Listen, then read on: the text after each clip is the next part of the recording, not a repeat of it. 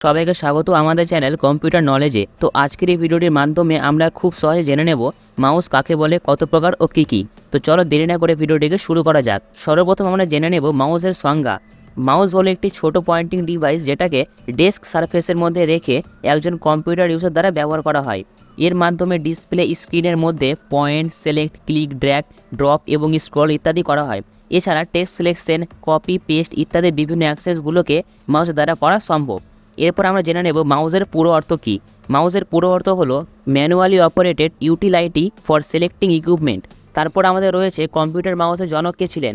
1963 সালে ডগলাস এগলবার্ট দ্বারা মাউসের আবিষ্কার করা হয়েছিল, তাই ডগলাস এগলবার্টকে কম্পিউটার মাউসের জনক বলা হয়।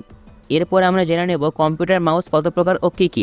কম্পিউটার মাউসও সাধারণত অনেক ভাগে ভাগ করা যায়, তবে যে প্রধান উল্লেখযোগ্য 5টি প্রকার রয়েছে সেগুলো হলো mechanical mouse, optical mouse, wireless mouse, trackball mouse এবং স্টাইলাস মাউস। এখানে আমাদের প্রতিটি মাউসের প্রকারভেদ সম্পর্কে বিস্তারিত দেওয়া রইল। এক হচ্ছে মেকানিক্যাল মাউস। এই ধরনের মাউসের আবিষ্কার করা হয়েছিল 1972 সালে বিল ইংলিশের দ্বারা।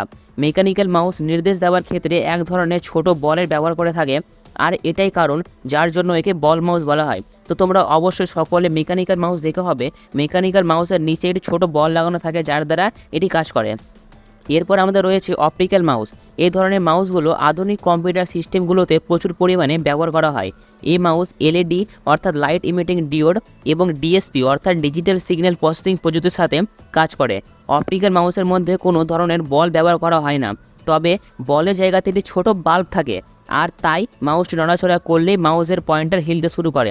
তো যদি এখানে সাধারণ পার্থক্য বলা হয় মেকানিক্যাল এবং অপটিক্যাল মাউসের মধ্যে, তো অপটিক্যাল মাউসের মধ্যে বলের পরিবর্তে একটি ছোট্ট বাল্ব থাকে যার দ্বারা এই মাউসটি সাধারণত কাজ করে থাকে। ঠিক আছে, এরপরে আমাদের 3 নম্বরে আসছে ওয়্যারলেস মাউস। যেগুলো মাউস তার ছাড়া বেতার মাধ্যমে কম্পিউটারের সাথে সংযুক্ত হয়ে থাকে সেগুলোকে বলা হয় ওয়্যারলেস মাউস। ওয়্যারলেস মাউসগুলো বর্তমান সময়ে প্রচুর পরিমাণে ডেস্কটপ কম্পিউটার বা ল্যাপটপের সাথে ব্যবহার করা হয়ে থাকে। এই ধরনের মাউসকে কোডলেস মাউসও বলা হয়। ওয়্যারলেস মাউসগুলো সাধারণত রেডিও ফ্রিকোয়েন্সি প্রযুক্তির সাথে কাজ করে থাকে, তবে এদেরকে অপটিক্যাল মাউসের মতোই বানানো হয়। ওয়্যারলেস মাউসগুলোকে কম্পিউটারের সাথে সংযুক্ত করে ব্যবহার করার জন্য একটি ট্রান্সমিটার বা রিসিভারের প্রয়োজন হয়ে থাকে। তো আমরা এখানে ওয়্যারলেস নাম শুনে বুঝতে পারছি এর মধ্যে কোনো তার বা ওয়্যার থাকে না। ঠিক আছে, এটি সাধারণত রেডিও ফ্রিকোয়েন্সির মাধ্যমে কাজ করে। যখন তোমরা একটি ওয়্যারলেস মাউস কিনবে তখন তার সাথে তোমাদের একটি ট্রান্সমিটার দেওয়া হবে, যার মাধ্যমে মাউসটি সাধারণত কাজ করে থাকে। এরপরে আমাদের 4র্থ নম্বরে আসছে ট্র্যাকবল মাউস। এই ধরনের মাউসগুলোকেও দেখতে প্রায় অপটিক্যাল মাউসের মতোই লাগে, তবে অপটিক্যাল মাউসের মতো দেখতে হলেও এগুলোতে নিয়ন্ত্রণের কাজের ক্ষেত্রে ট্র্যাকবল ব্যবহার করা হয়। কম্পিউটারকে নির্দেশ দেওয়ার ক্ষেত্রে ইউজারকে নিজের আঙুলের বা থাম্বের ব্যবহার করে বলটিকে ঘোরাতে হয়। তো তোমরা এখানে খুব সহজে বুঝতে পারছো ট্র্যাকবল মাউস আমাদের হাতের যে ফিঙ্গার থাকে থাম্ব, সেটা দ্বারা আমাদের নিয়ন্ত্রণ করা যায়। এরপরে আমাদের 5ম এবং শেষ উল্লেখযোগ্য মাউসটি হলো স্টাইলাস মাউস। এই ধরনের মাউসগুলোকে জি স্টিক মাউস বলা হয়, কারণ স্টাইলাস মাউসের আবিষ্কার করা হয়েছিল গর্ডন স্টুয়ার্ট দ্বারা। তো এখানে স্টাইলাস মাউসের আবিষ্কারকর্তা হলো গর্ডন স্টুয়ার্ট। এখানে জি স্টিকের জি এর মানে হলো গর্ডন, অর্থাৎ যে এটিকে আবিষ্কার করেছিল। এই ধরনের মাউস দেখতে একটি কলমের মতো হয়ে থাকে, যেখানে একটি চাকার মতো অংশ রয়েছে।